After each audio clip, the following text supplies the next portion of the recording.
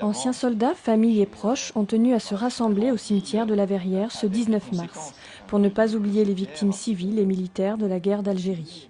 La date de commémoration divise, mais cette journée nationale du souvenir et du recueillement est pour la première fois officielle 51 années après le cessez-le-feu.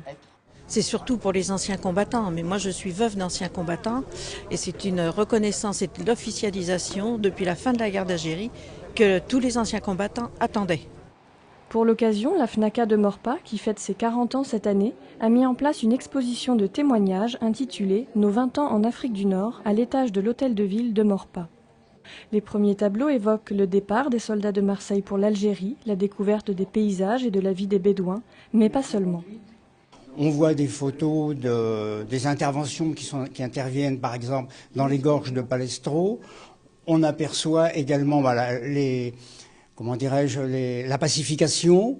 On voit également que la pacification, c'était aussi la guerre, mais c'était aussi le service de l'armée auprès des populations.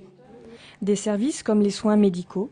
Gérald Descoffre a été appelé pour la pacification de mars 1956 à mars 1958 dans le groupe d'hélicoptères numéro 2. Avec un lieutenant médecin, il faisait des tournées dans les villages isolés. Il se souvient. Donc ils n'avaient pas d'électricité, ils avaient des lampes à pétrole. Et une fois, la lampe a été renversée et la petite fille a été très très gravement brûlée. Ce qui a permis, par l'intermédiaire des hélicoptères, bien sûr, de l'emmener tout de suite à l'hôpital de Sétif. Et je l'ai revue un an après, et elle a été sauvée.